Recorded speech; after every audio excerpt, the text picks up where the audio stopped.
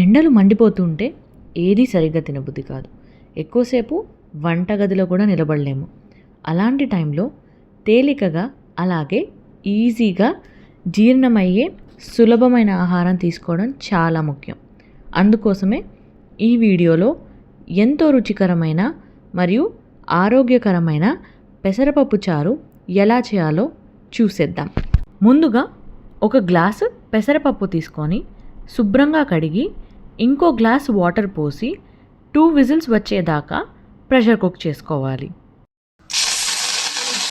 Cooker చల్లారేలోపు ఒక medium size ఆనియన్ని chop చేసుకుందాం. కుక్కర్ చల్లారిన తర్వాత పప్పు కూడా చల్లారనిచ్చి ఆ తర్వాత మిక్సీలో వేసి మెత్తగా పేస్ట్గా పట్టాలి. ఇప్పుడు ఒక కడాయిలో 2 టేబుల్ స్పూన్ల ఆయిల్ యాడ్ చేసి ఆయిల్ హీట్ అయిన తర్వాత 2 వెల్లుల్లి రెబ్బలు, 2 ఎండుమిర్చి, 1 స్పూన్ జీలకర్ర, 1 స్పూన్ ఆవాలు, 1 రెమ్మ కరివేపాకు వేసుకోవాలి. ఇప్పుడు పెద్దగా కోసుకున్న ఆనియన్స్ కూడా యాడ్ చేసుకోవాలి. ఆ తర్వాత 7 నుంచి 8 పచ్చిమిర్చి చీలికలు కూడా యాడ్ చేయాలి. అలాగే చిటికెడు ఇంగువ కూడా వేసుకొని కాసేపు వేగనివ్వాలి.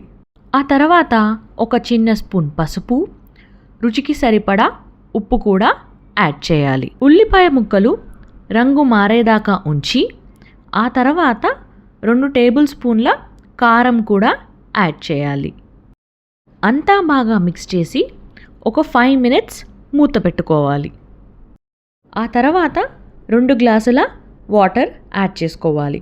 చారు కొంచెం పల్చగా కావాలి అంటే ఇంకో గ్లాస్ వాటర్ కూడా యాడ్ చేసుకోవచ్చు.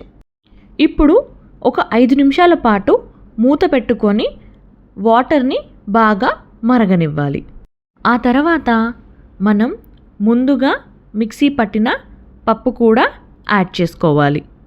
అంతా బాగా మిక్స్ చేసుకొని పొంగకుండా కలుపుకుంటూ ఉండాలి. కొంచెం దగ్గర పడి మనకు కావాల్సినంత కన్సిస్టెన్సీ వచ్చిన తర్వాత కొత్తిమీర యాడ్ చేసుకోవాలి.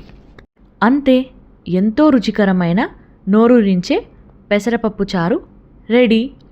వేడి వేడి అన్నంలోకి అప్పడాలు లేదా వడియాలతో తింటే ఇంకా బాగుంటుంది. ఈ సమ్మర్లో ఎంతో తేలిగ్గా హాయినిచ్చే ఈ రెసిపీ మీరు కూడా ట్రై చేసి ఎలా ఉందో చెప్పండి. మా రెసిపీస్ మీకు నచ్చినట్టయితే లైక్, షేర్ అండ్ సబ్స్క్రైబ్ చేయండి. ఇంకొన్ని మంచి మంచి రెసిపీస్తో మీ ముందుకు వస్తాం. అంతవరకు బాయ్ మరి.